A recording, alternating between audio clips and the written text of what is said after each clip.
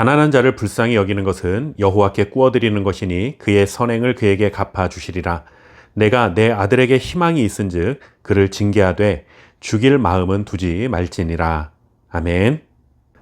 가정은 그저 한 지붕 아래 함께 사는 사람들이 모인 곳이 아니라 하나님께서 믿음과 지혜를 물려주도록 세워주신 신앙의 학교라 할 수 있습니다.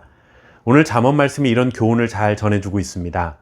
오늘 본문은 두 가지 중요한 주제를 우리에게 들려줍니다.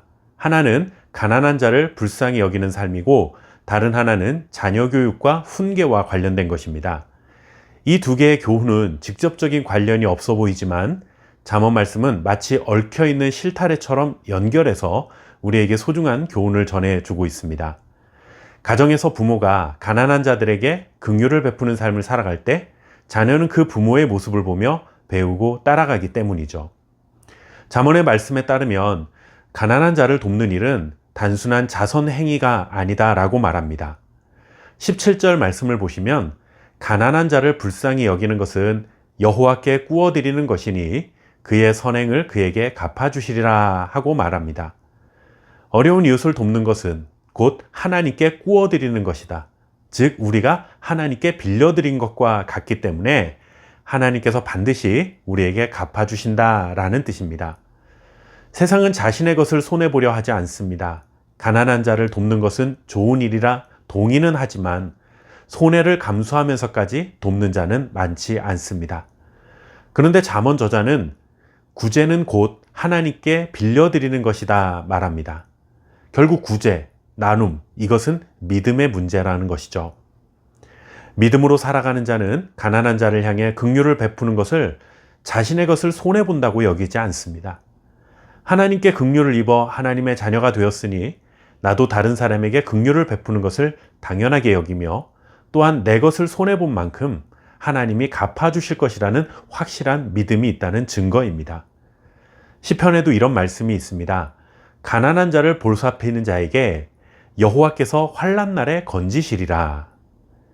지금은 내가 누군가를 돕는 자리에 있지만 언제 어디서 도움을 받아야 할 자리에 처할 수 있습니다. 그럴 때 어려운 이웃에게 긍휼을 베풀었던 사람에게는 하나님의 도우심과 구원하심이 반드시 임할 것입니다. 이런 믿음을 가지고 어려운 이웃에게 긍휼을 베풀며 살아가시기 바랍니다. 이렇게 어려운 자들에게 긍휼을 베푸는 것이 하나님을 믿는 자들이 가야 할 첫 번째 길임을 전해주신 후에 곧바로 자녀를 훈계하라는 말씀과 연결되고 있습니다. 18절 말씀을 보시면 내가 내 아들에게 희망이 있은즉 그를 징계하되 죽일 마음은 두지 말지니라. 이 말씀의 의미는 이런 것입니다. 아이는 태어나면서부터 지혜롭지 않습니다. 그래서 반드시 배우고 경험해 봐야 합니다. 이 과정에서 가장 많은 가르침을 전해주는 것은 바로 부모입니다. 그래서 성경은 자녀를 향한 부모의 훈계와 징계는 반드시 필요한 것이다 말하고 있는 것이죠. 훈계는 자녀를 죽이는 것이 아니라 살리는 길입니다. 그런데 오늘날 많은 부모들이 자녀를 사랑한다는 이유로 훈계를 포기합니다. 그러나 잠언은 훈계를 멈추는 것은 오히려 자녀를 죽음으로 내모는 것이다 라고 교훈합니다. 부모는 자녀를 가르쳐야 할 책임이 있고 잘못된 길을 갈 때는 징계를 통해 올바른 길로 갈 수 있도록 도와주어야 할 책임이 있음을 꼭 기억하시기 바랍니다.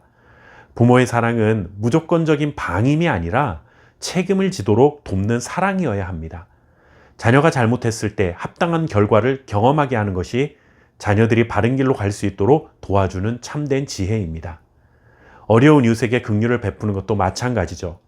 가난한 자를 돕는 것은 하나님을 경외하는 믿음의 사람이 보일 수 있는 가장 지혜로운 태도 중에 하나입니다.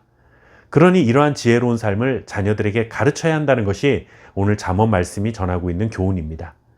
오늘 우리는 성도의 가정에 걸어가야 할 두 가지 길이 있음을 깨닫게 됩니다. 첫째는 긍휼의 길입니다. 가난한 자를 불쌍히 여기며 돕는 삶. 그것은 여호와 하나님께 꾸어드리는 삶임을 믿고 살아가는 믿음의 길입니다. 둘째는 지혜의 길입니다. 자녀들이 올바른 믿음의 길을 걸어가도록 훈계하고 가르치는 것입니다. 이렇게 하나님이 기뻐하시는 일이 무엇인가에 대해 부모는 가르치고 자녀는 배우는 것이 자연스러운 일상이 되는 가정을 세워가야 합니다. 저와 여러분의 가정이 이렇게 믿음의 유산을 물려주는 복된 가정 될 수 있기를 바랍니다. 감사합니다.